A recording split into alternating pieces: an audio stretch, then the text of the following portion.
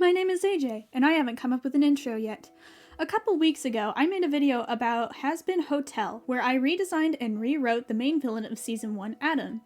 After that, my hyperfixation was sealed in with concrete, and now I have to make an entire AU.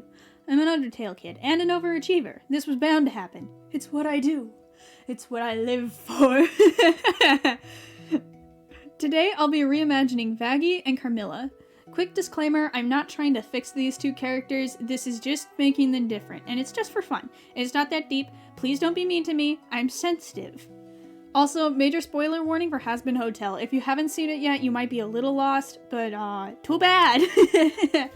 Without further ado, let's get into it. I started with Carmilla since her design had the most problems. It took me a while to figure out what exactly was wrong with it because I do like all of the ideas they had going on, and in most shots, she looks just fine. But when it did hit me, it hit me like a freight train in a professional slapping competition. It's the horns. If we count her horns as being part of her head is as big as her entire body.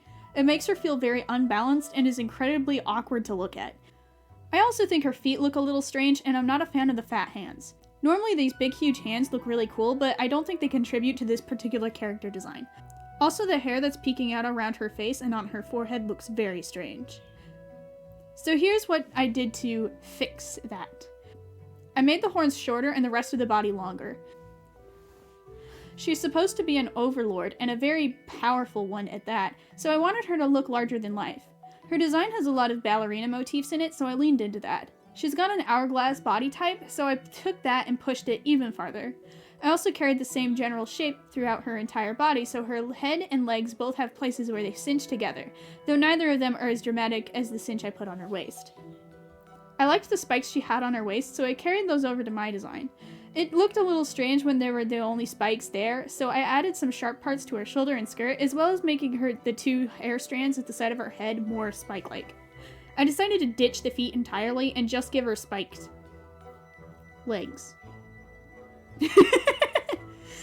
In her pilot design, she had really long fingies, so I snatched that too. Knowing when to de-emphasize something is just as important as knowing when to emphasize something. If you try to emphasize everything in a design, it ends up looking cluttered and strange. A pair of really skinny and creepily long arms really help to emphasize the shapes without drawing too much attention themselves. After that, it was color time. I used all the same colors for her, but made the dark gray that she had in this particular reference picture a little lighter for some extra contrast between the four colors. I also ignored the fact that her original skirt was ever so slightly pinkish. I fumbled around with their placing until I got something I was happy with. I thought the legs, arms, and horns looked a little strange being such a large block of solid color, so I added a dark gray gradient to them that starts near her body and lightens up as it goes out, so that they would all rhyme with each other. Next up, Vaggie. Vaggie was a lot harder to make changes to because her design is so stinking solid.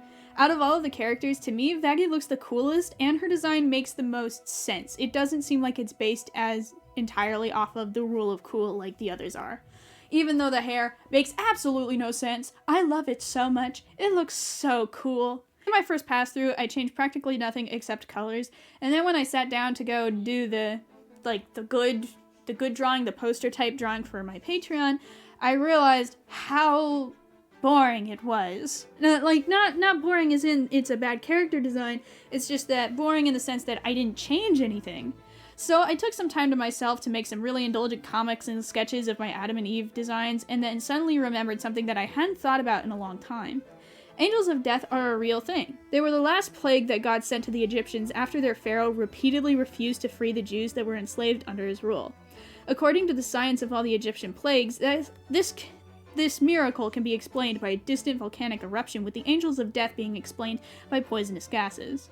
In the Prince of Egypt movie, the angels of death were also depicted as a poisonous gas, heavier than regular air, flowing out of heaven that killed the Egyptian firstborns by passing through them and stealing their spirit. The angels of Hazbin Hotel have wings, so I got to thinking about large flocks of birds, which also move around kind of like gases when they're flocking together. All of this combined led me to writing the exterminations of hell completely differently than they were depicted in the original show. Instead of violent chaos, the exterminations are quiet events in my AU. Angels would leave their bodies behind in heaven and take the form of birds.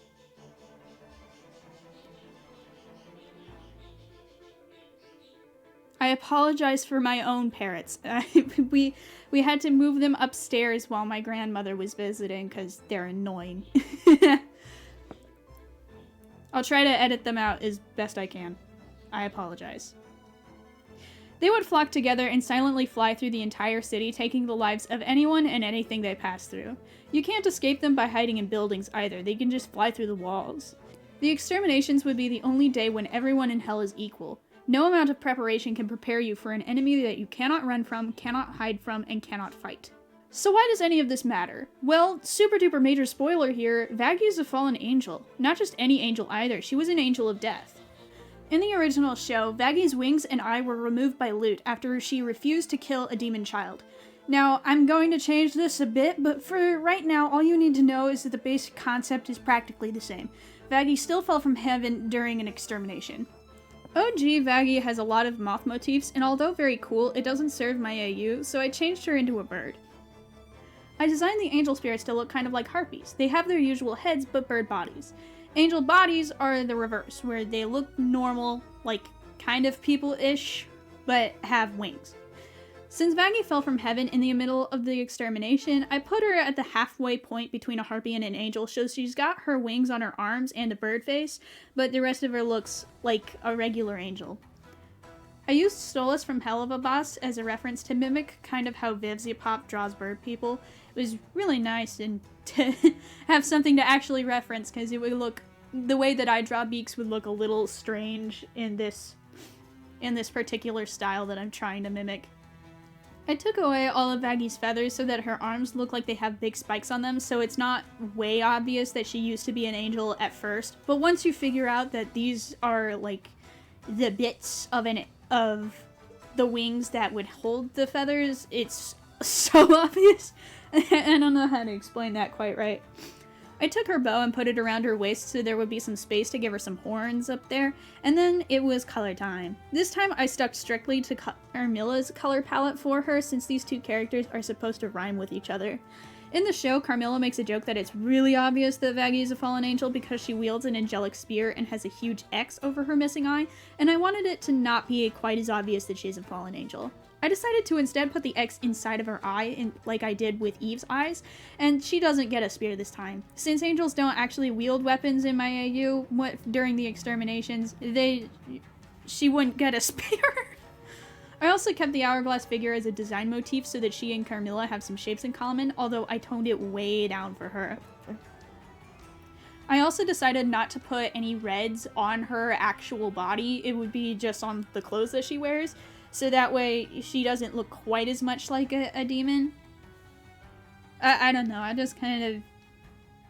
It felt better to me. Now that I'm done rambling about my artistic process from a visual standpoint, I can finally talk about the writing that I haven't had space to talk about yet. Carmilla Carmine is an overlord in Hell and top weapons dealer in Hell. She is introduced for the first time in episode 2 and not seen again until episode 7. Most of her characterization is told to us rather than shown, mostly through songs and from her friend Zestial saying things about her. He says that losing her temper is very unlike her, although you would never really know that from watching her because she loses her temper the first time we ever see her, and in episode 7, she attacks Vaggie without warning in a manner that seems like she's really upset. This isn't helped by the fact that she has a very serious case of resting angry face. Carmilla gets a total of 3 songs, 2 that she shares with other characters and 1 all to herself. The first song, Respectless, is Velvet singing about how all of the overlords are old cowards and they should go to war with heaven now that they know that the angels can be killed. Carmilla's parts are her saying that the V's are rash and ought to move with more caution. To assist her point of view, I would have Carmilla act a lot more calm like Zestial. Zestial gets 1 line of the song, and that 1 line shows how calm he is, which makes him seem far more in control. If they're fighting against the idea that the V's are rash, then the overlords themselves should seem not rash and not acting on emotion.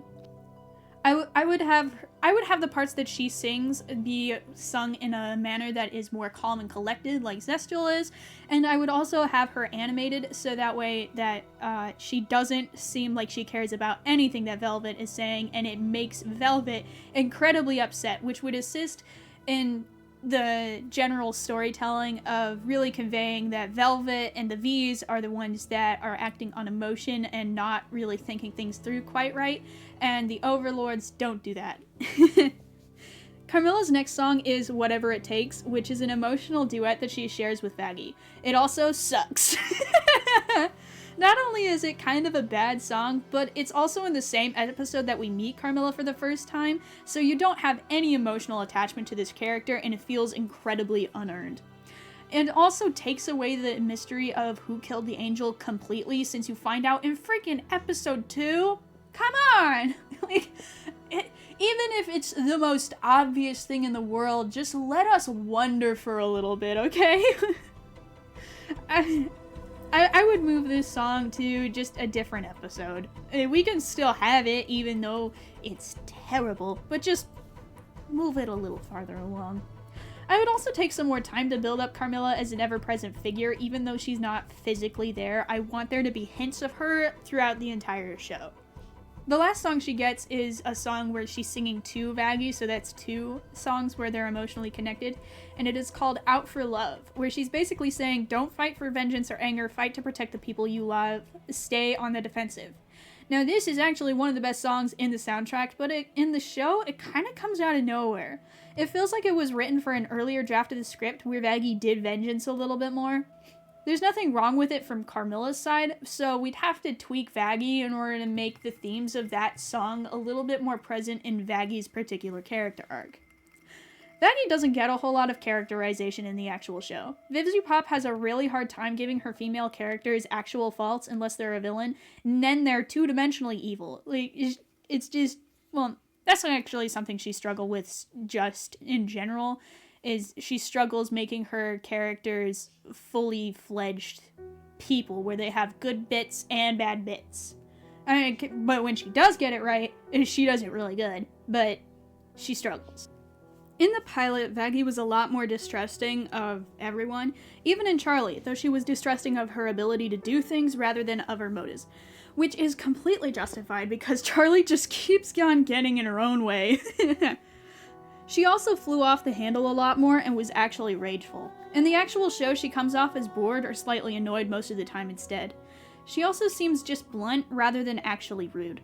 I would go back to the characterization of the pilot where she just has zero patience for anyone. I would also direct the animators to have her look like she's holding back a violent tantrum anytime anything goes wrong. I'm also going to change her backstory a little bit. In the original story, Adam and his exorcist actually enjoyed the exterminations, and Vaggie got kicked out of heaven because she refused to kill a demon child.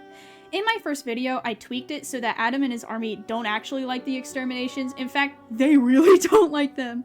They see it more as like putting down sick dogs. It's something that has to be done from their perspective. There's a reason why Adam is considered one of the highest angels. He and his wife just follow orders without question whether they like them or not. I decided that instead of sparing a demon child, that Vaggie fell from heaven because she actually started to enjoy the exterminations, when you're really not supposed to. I'm thinking, because everybody who's in this, most of the people who were in this show were alive at some point and then died in order to go to their respective kingdoms. Maybe when she was alive, she got caught in a random attack where she lost her eye and her life. The exterminations were a cathartic way for her to get her anger out, but it's still against the rules to get bloodlusty. You're never supposed to enjoy taking the lives of other people, even when it's necessary. This would also give more weight to the reveal that she used to be an angel. Charlie doesn't seem like the type of person who would care that Vaggie used to be an angel, but you know what she might care about? Vaggie actively enjoying the slaughter of her people and only originally supporting her project for purely selfish reasons. So we can have some actual drama instead of the petty, but you didn't tell me arc. Oh, it was so boring. So boring when that happened. Imagine it. Imagine a full character arc for Vaggie where she learns to let go of her anger and becomes a better person.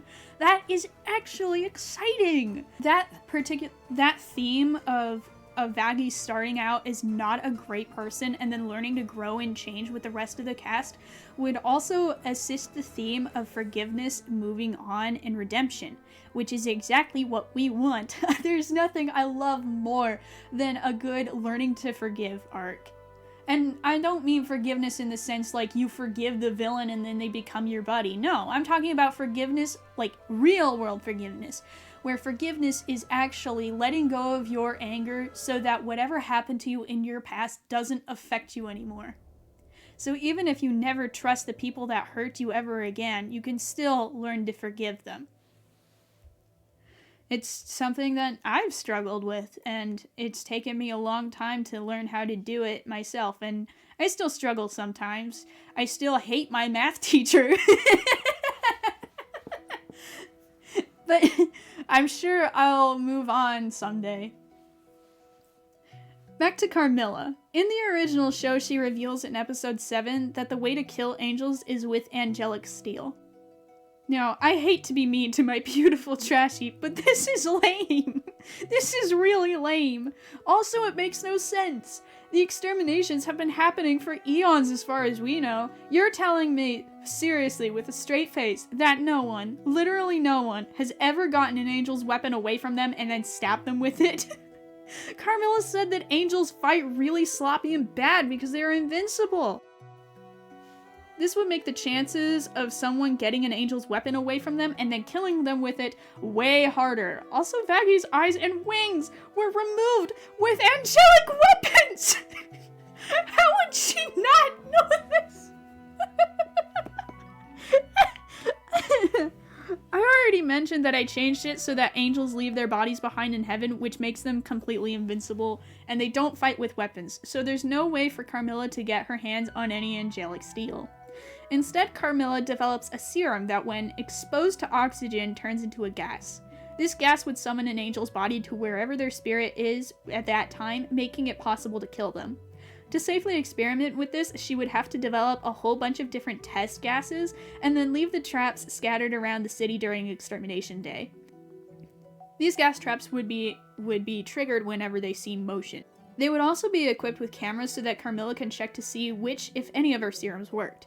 Since the exterminations only happen once a year, it would make more timeline sense as to why it took so long for her to develop a serum that worked. My idea is that Carmilla originally started her project with the intent of conquering heaven so that she and her daughters could have a better afterlife.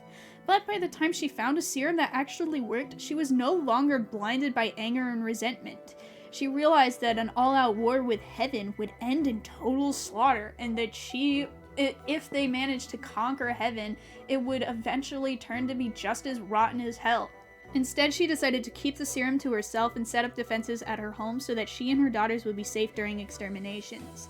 Instead of trying to break into heaven, they would try and make their lives as peaceful as they can where they already are, and learn to be grateful for what they already have. One last thing, I don't like the way that Vaggie convinced Carmilla to help them. With how adamantly Carmilla is against war with heaven, at least in the first episode that we see her in, supplying someone with the supplies they need to take on an entire armory of angels goes completely against what she wants. In my version, Vaggie would instead offer to take credit for the death of the angel and the creation of the serum, so that the heat would be off of Carmilla. They could also use the serum as an incentive to get people to stay at the hotel, since it would be the only place in hell that was actually safe during Extermination Day. It could also set up more conflict with the V's going forward into the next season, since their attention would be off the overlords and focused in entirely on the Hazbin Hotel. In the first episode that Vox appears in, he tells the press that VoxTech is attempting to create a security system to stave off the angels, so the hotel creating it first would fuel his hatred for Alistair and give him more of a motive to ruin Charlie's plans. If you haven't seen the show before, I know that's a lot of confusing information all at once. I promise I will get into it in the next video. Woo! We're at the end of the video. I've decided... I've been writing the script for the past 4 hours and my fingers hurt. A couple last pieces of information before I go that I didn't really know where to put them. Vaggie gets her feathers back in order to fly when she finally lets go of her anger and decides that she's not gonna fight because she hates the angels or that she's bitter, but because she wants to protect the people that she loves. Also, I think I'm gonna call my Hazbin Hotel AU bed and breakfast for former baddies.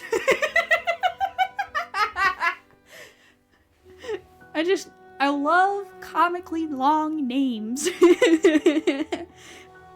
Thank you everyone so much for watching. Just being here for that long really helps me out. I can't wait to read your comments. Support me on Patreon or commission me. I recently redid all of my commissioning prices on Ko-fi, so if you want to get some art, some custom art for a fairly cheap price, there's a link in the description. I'll see you all in a really super cool duper video about something or other next week. See ya!